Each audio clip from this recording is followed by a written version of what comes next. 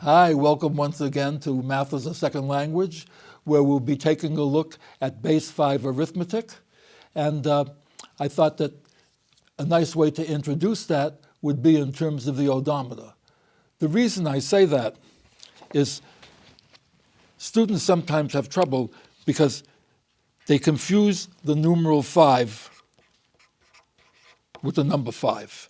And so what happens is I want people to be able to see that on the base 5 odometer, you only see 0, 1, 2, 3, and 4, because the next gear that comes up is the 0, and every time the 0 comes up, it clicks the next gear by 1, and as a result, all you're ever going to see in base 5 arithmetic are the digits 0, 1, 2, 3, and 4. And the people who live in that system will still know what the numbers 5, 6, 7, 8, and 9 are, only they're not going to call them 4, 5, 6, 7, 8, and 9. They've never seen those digits. They don't need them. Any more than if we were dealing in base 10 and we saw something in base 12. For example, what if we traded in by 12s? You get up to 9, you're not going to trade in until you come to 12. So this would still have to be a single digit. Let's call that T for 10. The next one would be E for 11. And then you would see the 1, 0 now standing for 12. We don't miss seeing the T and E any more than the people in this system miss seeing the numerals 5, 6, 7, 8, and 9. So let's see what would happen on the base 5 odometer. On base 10, you would see 001, 002, 003, 004, 005, 006, 007. On base 5, everything would look the same up until we got to 004. What would happen on the next mile, the base 10 odometer, the 4 would turn into a 5. On the base 5 odometer, you see, what happens is the 4 turns into a 0, and that clicks the next gear, so we see a 1. And again, don't read this as 10. It's 1, 0, a 5 and no 1s. 1, 1, a 5 and a 1. 1, 2, a 5 and a 2. And 5 plus 2 does equal 7. So in other words, what would the number line look like in base 5? See if you can follow this. You'd count 1, 2, 3, 4. Now you're trading in 1, 0, 1, 1, 1, 2, 1, 3, 1, 4. After the 4 comes the 0. This moves up by 1. And by the way, you can check this. What would 2, 0 mean in base 5? It means you have no 1s and 2 5s. That should be 10. 1, 2, 3, 4, 5, 6, 7, 8, 9, 10. So in the same way that we learned to count, the youngster in base 5 would learn the same way. Only his numeral system would be different. And if you said to him, how much is 3 plus 4? He would say what? Well, I have 3, and now I'll add on 4 more. See, he's walking the number line. 1 over, 2 over, 3 over, 4 over.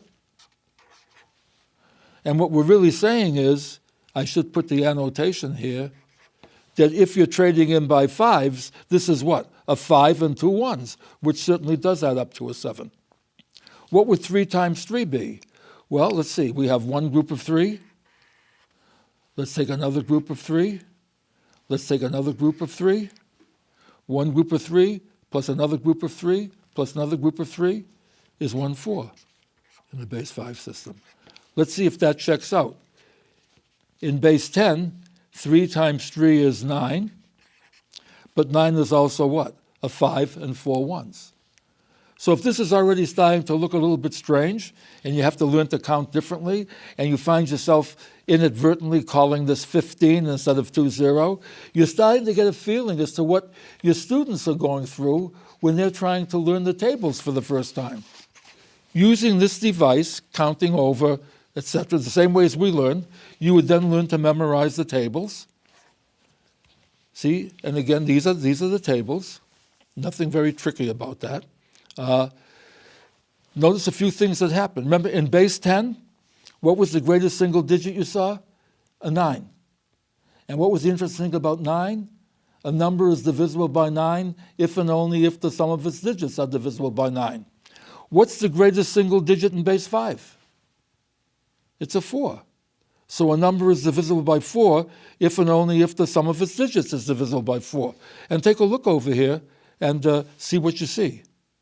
0, 4, 1 plus 3 is 4, 2 plus 2 is 4, 3 plus 1 is 4. All the same kind of properties that you would see in base 10. You just memorize these tables, okay? And so, for example, let's suppose you were called upon to add 2, 3, maybe I should put this whole thing like this, so you see it's a base 5 problem. 2, 3, I'm not going to read this as 233. This is 233, and I'm adding that to 144. And I want to know what the answer is. And using the tables, this is just as mechanical as we do the problem nowadays by rote. What would you say? 4 plus 3 is 1, 2. You can't say 12. Put down the 2 and carry the 1. 4 plus 3 is 1, 2. And the 1 that you carried makes this a 3. Carry the 1. 1 plus 2 is 3, plus 1 is 4. The answer is 432. 432, not 432, 432. This is what the odometer would read after this many miles. By the way, didn't we do something called the same sum problem, where if you add 1 to one number and subtract 1 from the other number, the sum stays the same? Same thing happens over here. Look at the 144. This is 1 less, the 4 is 1 less than the trade-in value. If I add 1 to 144, I say what? 1 plus 4 is 0, 1. Put down the 0, carry the 1. 4 plus 1 is 0, 1. Put down the 0, carry the 1. 1 plus 1 is 2. So what I could do is, I could, instead of writing 144, I can add 1 onto it and call that 200. Take 1 away from this guy, so instead of being 233, he becomes 232. Now I add them up. Same answer. And now you can also get kids, when they're learning to do this, to also practice their base 10 facts. You say, okay, this is what this answer means in base 5. What problem would it mean in base 10? So you say, okay, 233 base 5, let's do it in terms of money. You have $1 bills, $5 bills, $25 bills, 5 25s is 125, so you would have what? 233 would mean what? You have 2 25s is 50, plus 3 5s is 15, 15 plus 50 is 65, and 3 more is 68. So 233 in base 5 names the same number as 68 names in base 10. What does 144 represent? 144 means you have 125, okay, that's 25, and 4 times 5 is 20. 25 and 20 is 45, and 4 ones makes 49. So adding this problem in base 5 is the same as adding 68 and 49 in base 10. What would the answer be in base 10? It would be 117, right? 9 and 8 is 17, carry the 1. What is 432? 4 25s is 100. 3 5s is 15. 2 1s is 2.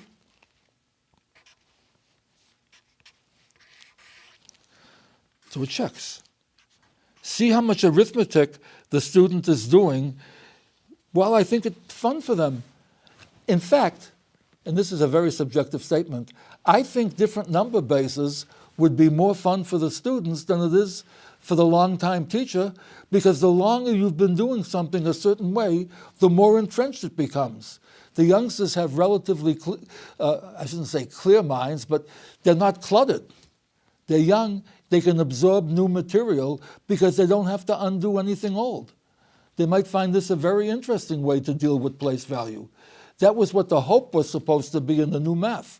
When they said, what happened again was, because people didn't understand why different number bases was important to be stressed, it basically degenerated into people being given a problem, say in base 5, they would translate from base 5 into base 10, get the answer in base 10, and then translate it back into base 5.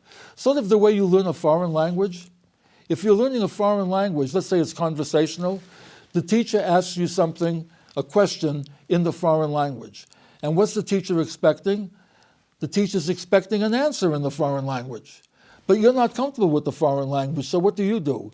In your mind, you listen to what the teacher asked, you translate it into your language, still silently, in your language, you take the question that you've translated, answer it in your own language, and then out loud you translate your answer back to the language that the teacher was speaking to you in. Bilingual is when you hear the question in the foreign language, answer it in the foreign language without having to refer back to the translating into your own language first. I just thought that's kind of an interesting analogy, and just thought I'd pass that on. And I think that's another reason why I call this math as a second language. It's amazing how much math can be simplified just by translating abstract symbols into words, and then later eliminating the words because now you know what it's supposed to mean. At any rate, to go on a step further to help you appreciate even more what the students are going through, let's take a base that's closer to base 10. How about base 9, where you trade in by 9s rather than by 10s? Now you'd have to learn, this would be your number line. 1, 2, 3, 4, 5, 6, 7, 8, 1, 0, 1, 1, 1, 2, 1, 3, 1, 4, 1, 5, 1, 6, 1, 7, 1, 8, 2, 0, blah, blah, blah, etc. You think that would be kind of easy for you to assimilate? And how would this work? Let's do 3 times 4 in base 9. It means you're going to take 3 groups of 4. So here's one group of 4, here's another group of 4, here's another group of 4. So in other words, what happens here? 3 times 4 in the base 9 system is 13. Let's check that out. In our system, 3 times 4 would be 12, and the 12 is what? A 9 and 3 1s.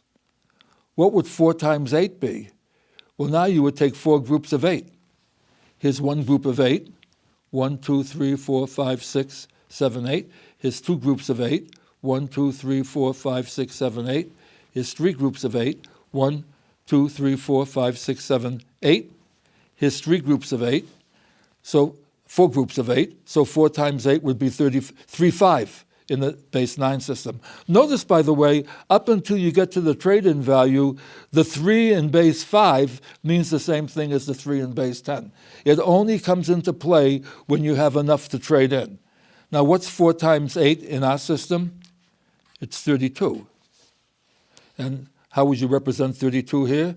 It's 3 9s, which is 27, and 5 1s, which brings us up to 32. So if you really think that kids have an easy time of this, see how long it would take you to assimilate the multiplication table for base 9.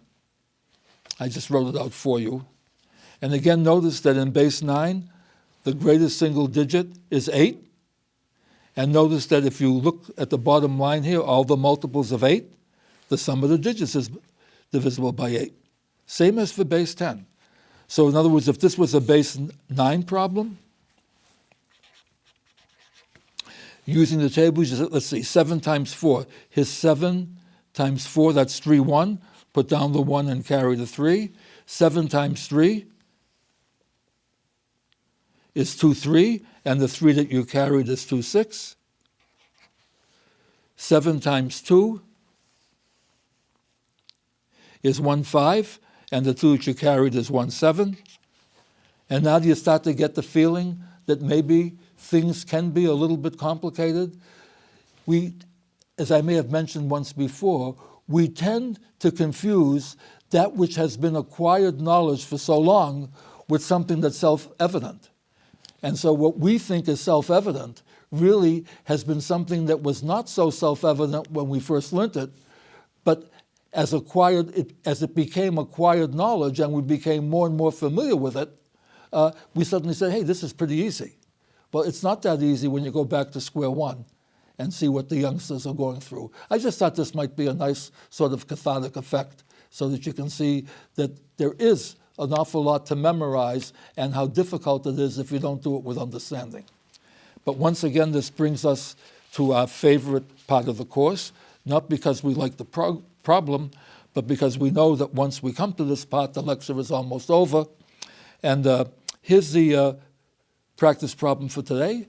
And remember that what you're supposed to do is pause the video, do the problem, and then come back and watch what our solution is. And here's the problem. Assuming that the addition below is correct, what number base was being used? You have 263 plus 426 equals 711. And the question is, what's the number base?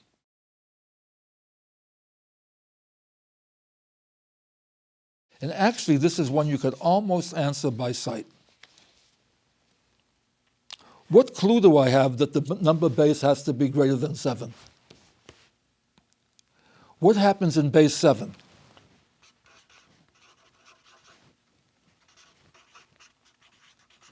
The number that we write as 7 appears as 10.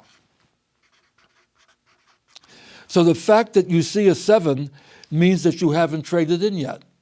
So the base has to be greater than at least 8. At least 8. Now let's look over here. So far we know it's at least 8. It can't be 9, because if it was base 9, 6-3 would be 10. See, in base 9,